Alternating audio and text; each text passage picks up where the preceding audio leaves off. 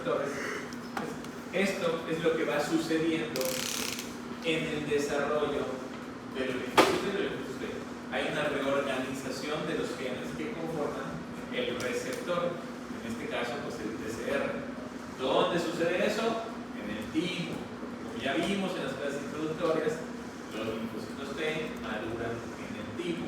¿Okay? Entonces, tiene que generar una diversidad de expresión de receptores, pero cuya característica indispensable es que sean tolerantes. Ya vimos lo que es la tolerancia en las clases introductorias, entonces la capacidad del sistema inmune de distinguir lo propio de lo extraño, que sean tolerantes a lo propio y restringidos al ejercicio propio, que no sean autorreactivos. Ahorita vamos a ver eso.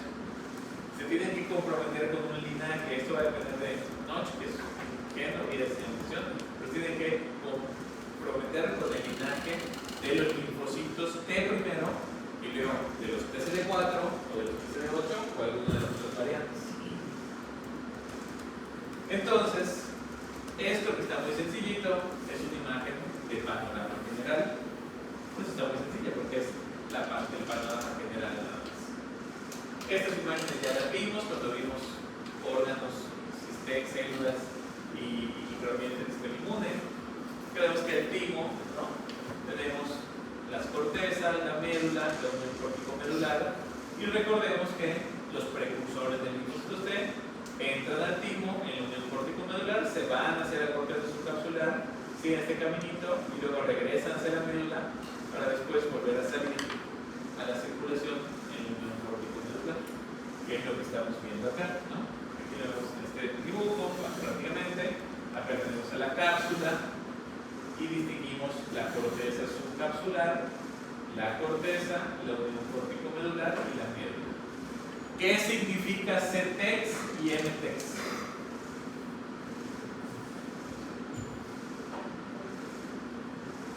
Ya lo estudiamos con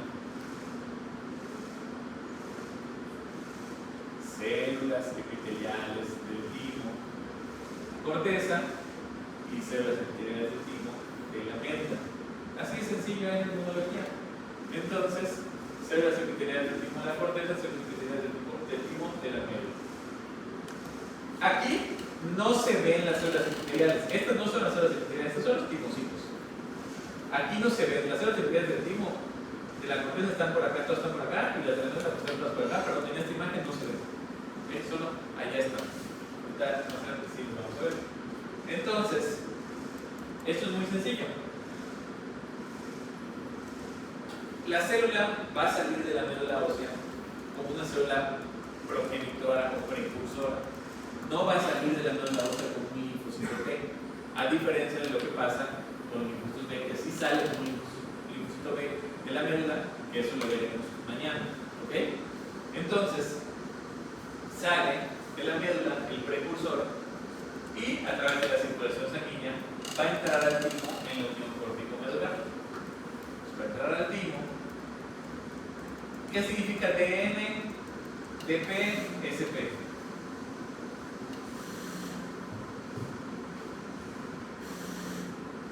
No me contesté, no significa que no estoy nada.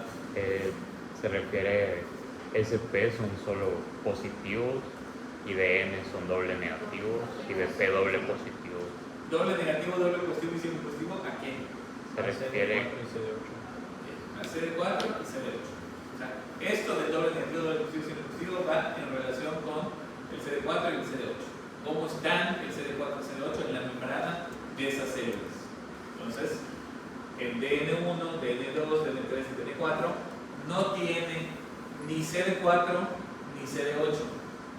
En DP tiene tanto CD4 como CD8 y después pierde uno y se queda en SP o con CD4 o con CD8, solo con uno.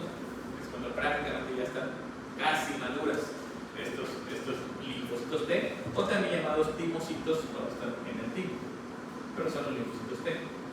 Entonces tiene que pasar este precursor que llegó al timo de ser un precursor a ser un simple positivo, aunque algunos van a terminar siendo linfocitos de gamma delta, que ahora hablamos de eso.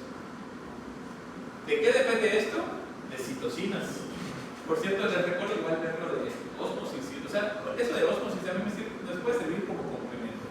No es para estudiar, es complemento. Yo no tengo que leer, pero en las de ósmosis de los sistemas de economía les puede funcionar. Entonces, el precursor, a través del estímulo de ciertas citocinas que están también aquí, como lo son la interleucina 2, la interleucina 7, van a señalizar para que se dé este estímulo, que va habiendo cambios en la expresión de otros cúmulos de diferenciación que ahorita vamos a ver más adelante, que le dan necesidad de hacer es doble negativo 1, doble negativo 2, 3 o 4, depende, ¿no? Pero la característica es que siguen este caminito, se van yendo hacia la corteza subcapsular para luego regresar hacia la médula. ¿Por qué tiene que pasar eso? Precisamente por el tipo de células y citocinas que hay en estas zonas que les van a ayudar a ir teniendo estos cambios. No puede ser en cualquier parte del tipo, sino en estas partes específicas. Entonces, después de que entren los precursores y van cambiando y van siendo doble negativo 1, doble negativo 2, vean cómo doble negativo 1 y doble negativo 2 siguen siendo pluripotenciales, tienen capacidad de diferenciación y de autorrenovación. O sea, aunque este ya sea un precursor que llegó aquí, esta célula DN1 o DN2 todavía no es un linfocito. Podría ser un neutrófilo o un granulocito, cualquier granulocito, podría ser un natural killer. ¿Okay? Como esté en el timo, lo más probable es que termine siendo un linfocito, pero no necesariamente. Entonces, no están comprometidas con el linaje. De DN2 a DN3 se comprometen con el linaje pluripotencial. Es decir, una doble negativo 3 ya es un linfocito T, pero no está maduro. Y sabemos qué tipo de linfocito T es, pero ya es un linfocito T. ¿Por qué? Porque ya tiene un pre-TCR en la membrana. Si hay un pre-TCR, ya es un linfocito T, ya está comprometido con el linaje de los linfocitos T. Entonces, el DN3 ya está comprometido. DN2 y DN1 no. Algunas DN2 o algunas DN3 que están pasando algunas DN2 o algunas DN3 pueden pasar a ser linfocitos T gamma delta. Recordemos que, bueno, ya hemos mencionado que los linfocitos T gamma delta son importantes sobre todo en la etapa embrionaria de nuestra vida. Cumplen funciones para estimular procesos de la formación de la organogénesis, ¿no? Sobre todo. Y no solo de adultos, sino prácticamente desde fetos hasta toda nuestra vida, las que hay más abundantes son los alfa-beta, incluso desde la etapa embrionaria, porque son los primeros días prácticamente, hay muchas de estas, y luego van bajando, y después del nacimiento y más aún en la adultez, prácticamente casi puras alfa-beta, aunque llegamos a tener algunas gamma-delta que cumplen funciones complementarias nada más, ¿no? Pero cuando hablamos de linfocitos T clásicos, estamos hablando que son alfa-beta. Todos son alfa-beta, la inmensa mayoría son alfa-beta. Entonces, DN3 ya se comprometió con el linaje del linfocito T. ¿Por qué? Porque inicia la reorganización del gen, de los genes más bien, del TCR, lo que vimos en aquella clase difícil de la reorganización génica, ¿no? Que recuerden que el TCR es diferente al PCR, que es la clase de inmunología, pero recordemos que el TCR tiene 2 dominios alfa y 2 dominios beta, ¿no? Entonces, esos son los que se van a reorganizar, los dominios alfa y los dominios beta del TCR. Entonces, en esta parte ya inició la reorganización del gen. Cuando se reorganizan estos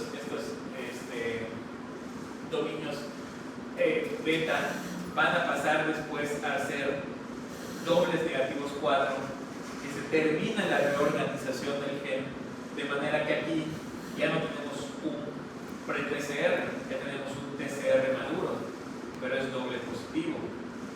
Ahora, este TCR maduro doble positivo tiene que pasar procesos de evaluación, por así decir. Puede reprobar, puede aprobar, así como ustedes la próxima semana. Entonces, Si aprueba, pasa a ser un simple positivo. Si reprueba, entra en apoptosis. Y después, los simples positivos van a pasar por otra evaluación, así como ustedes. Puede ser que reprueben el semestral, pero ya no pueden reprobar el ordinario. Lo mismo acá. Si reprueban la segunda, que ahorita vamos a ver, ya. ¿No? Entonces, lo mismo que ustedes. Podrían reprobar en el semestral, pero no pueden reprobar el ordinario. Entonces, dos oportunidades, así como ustedes. Ahorita vamos a ver más específico toda esta parte. Ok. Entonces, la maduración de los linfocitos T tiene distintas fases. La fase temprana, la segunda fase, la fase final, ¿no? Entonces, en la fase temprana, ¿qué es lo que va a pasar? Que estos precursores, estas son las precursoras de proteínas hematopoyéticos, en esta fase inicial o temprana es cuando se van a comprometer con el linaje de los linfocitos T, que después más avanzado hay otro compromiso de linaje, pero ya con compromiso de linaje CD4 o CD8. En esta fase temprana se comprometen con ser linfocitos T, cualquiera, pero linfocitos T, ¿ok?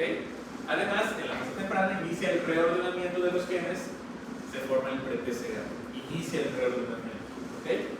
Y se da esta cosa que se llama la selección beta o beta selección, es lo mismo.